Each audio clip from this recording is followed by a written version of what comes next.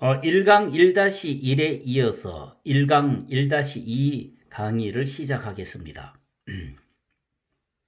문화적 제한적 가치 중에서 언어적, 정서적, 행동적 표현 경향성에 대해서 설명하겠습니다. 많은 상담자와 치료자는 언어적, 정서적, 행동적 표현이 개인에게 중요하다는 사실을 강조하는 경향이 있습니다. 즉, 상담자는 내담자가 풍부한 어휘력으로 정확하게 발음하며 생각과 감정을 또렷하게 표현하기를 바랍니다. 이 모든 치료의 특징이 문화적으로 다른 내담자들에게는 불리할 수밖에 없습니다. 많은 문화적 소수 집단은 언어화를 중시하는 미국인과는 달리 언어화를 중요하게 여기지 않을 수도 있습니다. 상담과 심리치료에서 정서적인 표현 경향성은 매우 바람직한 목표로 간주됩니다. 그러나 많은 문화 집단은 강한 감정을 억제하는 것을 높이 평가하기도 합니다. 전통적인 히스패닉과 아시아 문화는 성숙과 지혜가 개인의 감정 및 정서 통제 능력과 관련이 있다고 강조합니다. 그런데 이러한 문화에 익숙하지 않은 상담자는 자신의 내담자가 정신의학적으로 부정적인 문제를 가지고 있다고 진단할 수 있다는 겁니다. 문화 제한적 가치 통찰에 대해서 설명하겠습니다. 전통적 상담은 치료 과정이나 목표로서 통찰을 매우 중요하게 다룹니다. 특히 정신역동적 상담에서는 내담자가 자신의 무의식을 통찰하고 이해하는 것이 정신적으로 유익하다고 가정합니다. 하루하루 생활에서 살아남는 것이 중요한 낮은 계층 사람들은 통찰에 대한 관심보다는 어디서 직업을 찾을까, 가족들을 어떻게 먹여 살릴까, 그런 것에 대한 관심이 더 클 수밖에 없습니다. 통찰에 중요한 영향을 미치는 요인은 많은 문화 집단은 자기 탐색의 방법을 중요시하지 않습니다. 특히 아시아의 장년들은 무엇인가에 주의를 많이 기울이는 것은 문제를 일으킬 수 있다고 생각합니다. 즉, 분노나 우울을 경험하는 이유가 그것에 대하여 너무 많이 생각해서 발생한 것이기 때문에 그 생각을 하지 말고 바쁘게 지내면서 그 일을 잊으라고 가르친다는 겁니다. 또한 전통적인 아시아 가족이 자기 탐색을 좌절시키는 이유는 그것이 개인적 접근이기 때문이라는 겁니다. 즉, 너 자신에 대하여가 아니라 가족에 대하여 생각하라는 집단적 문화의 영향이라고 할 수 있겠습니다. 또한 인종적, 민족적 소수 집단 심리학자들은 통찰이 그 자체로도 행동 변화를 일으키지만 항상 그렇지만은 않다는 생각을 하고 있습니다. 행동주의 치료자들은 행동 변화가 인지적 재구성이나 이해와 같은 것이지 통찰이 행동 변화를 이끄는 것이 아니라고 주장합니다. 문화 제한적 가치인 자기개방에 대해서 설명하겠습니다. 대부분의 상담과 심리치료는 자기를 개방하고 자신의 생활 중 마음속 깊은 곳에 있는 이야기를 하는 것을 중요하게 여기는 경향이 있습니다. 실제로 상담과 심리치료에서 자기 개방을 쉽게 하지 않는 사람은 경계하고 불신하며 편집증적인 특성으로 평가되기도 합니다. 자기 개방에 대한 이러한 방향에는 두 가지 어려움이 있습니다. 첫째는 개인적 또는 사회적 문제를 친밀하게 표현하는 것은 이러한 어려움이 개인적 문제만이 아닌 가족 전체의 문제일 수 있기 때문에 받아들여질 수 없다는 겁니다.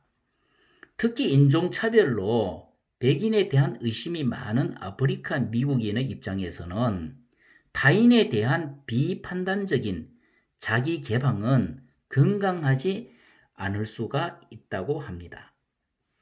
또한 치료 상황의 실제적인 구조가 친밀한 표현을 하지 못하게 할 수 있습니다.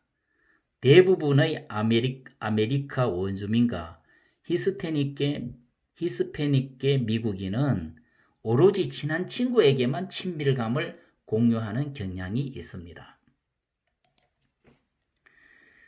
문화제한적 가치인 과학적 경험주의에 대해서 설명하겠습니다. 서구 전통 상담과 심리치료는 직선적이고 분석적이며 언어적인 반면에 비서구적 세계관은 비선형적, 전체적, 조화적이라고 할 수 있겠습니다.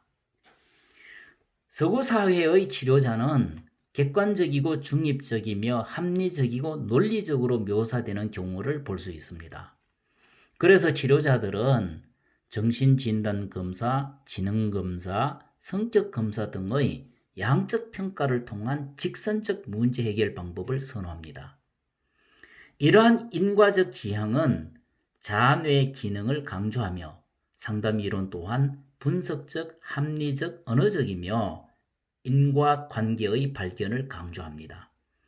반면에 아메리카계 원주민들은 운의 활동에 특징 지어지는 세계관인 세상에 대한 조화로운 관점, 직관적인 기능, 그리고 전체적인 접근을 강조하며 분석적이고 환원주의적인 질문을 최소화합니다. 그러므로 이들에게 분석적 접근은 이들의 근본적인 삶의 철학을 침해할 수 있다고 생각할 수 있겠습니다. 문화 제한적 가치 중 정신적 기능, 모호성, 대화 유형에 대해서 살펴보겠습니다. 많은 소수 집단은 정신적 건강과 신체적 건강을 백인과 동일하게 구분하지 않습니다. 그래서 비신체적 건강 문제를 내과 의사나 성직자에게 의뢰합니다. 이러한 내담자들은 치료자가 자신들을 의사나 성직자가 하는 것과 같은 방법으로 대해주기를 기대할 수 있기 때문에 충고, 고백, 위로, 의료, 처치 등 즉각적인 해답과 구체적이고 명백한 치료 형태를 기대할 수 있습니다. 치료 상황의 모호하고 비구조적인 측면은 유색인 내담자에게 불편을 줄 수 있습니다. 문화적으로 다른 소수민족들은 치료에 익숙하지 않기 때문에 치료를 잘 알려지지 않은 신비스러운 과정으로 지각할 수 있습니다. 일반적으로 상담은 의사소통의 방향이 내담자로부터 상담자로 가는 의사소통 구조를 가지고 있기 때문에 내담자는 상담 과정 동안 대화를 주도하는 주된 책임을 지는 데 비해 상담자는 덜 적극적인 역할을 합니다.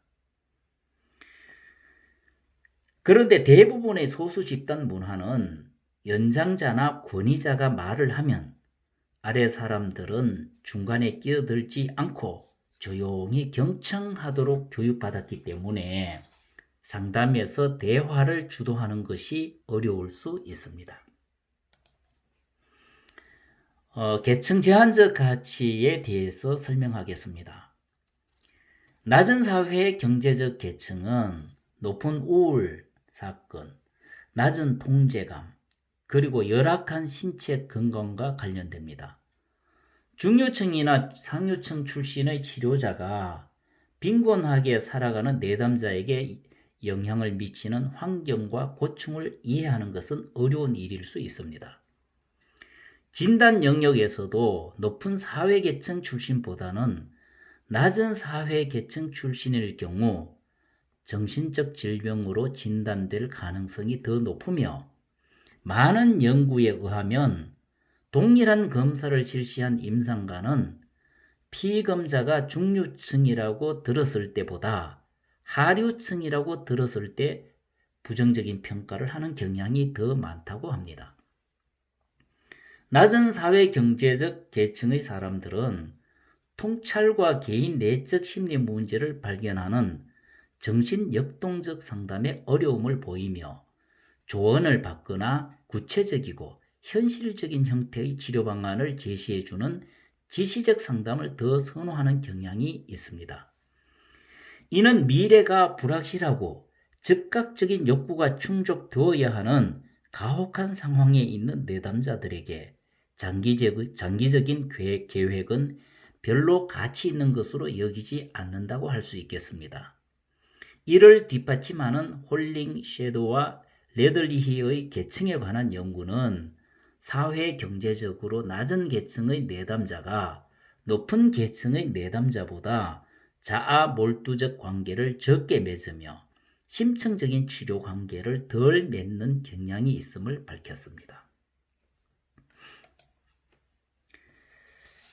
가난한 내담자와의 효과적인 작업 방안에 대해서 살펴보겠습니다. 첫째, 상담자는 자신의 편향이나 편견을 이해하기 위해 노력해야 합니다. 계층주의적 태도에 직면하지 않으면 백인 파괴주의 현상을 이끌 수 있음을 명심해야 합니다. 둘째, 상담자는 가난이 재정적 자원이 부족한 사람들의 생활에 어떤 영향을 미치는지를 반드시 이해해야 합니다.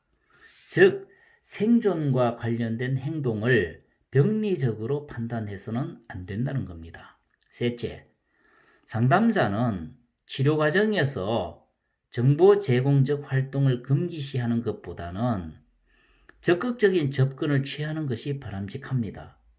수동적이고 통찰지향적이며 장기적인 모델의 심리치료보다는 더 적절할 수 있다는 겁니다.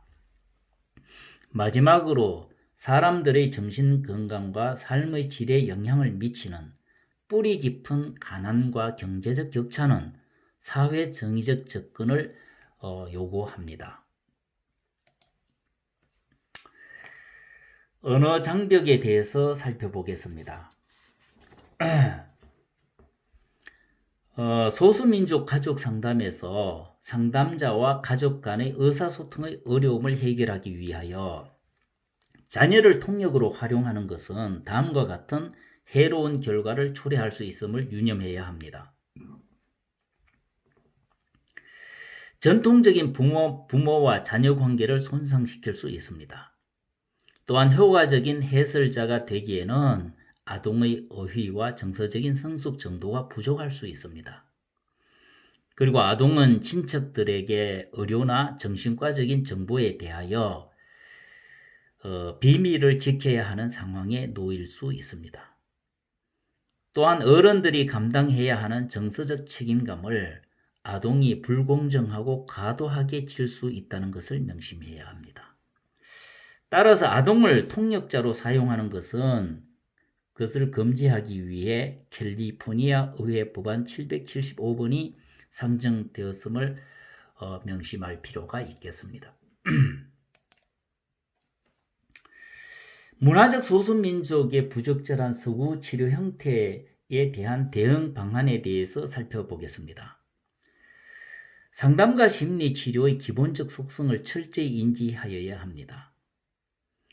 임상적 작업에서 언어적 요구를 하는 것은 소수 집단 내담자를 불리한 위치에 놓을 수 있음을 인식해야 합니다. 소수 집단에게 다가가는 지역사회 상담 서비스를 제공해야 합니다. 그리고 많은 소수 집단의 문제와 관심은 심리 내적 문제보다 체계적이고 외적인 힘과 관련되어 있음을 자각해야 합니다. 또한 수동적인 접근을 탈피하여 실제 생활에서 보다 적극적인 교육적 역할과 행동을 해야 합니다.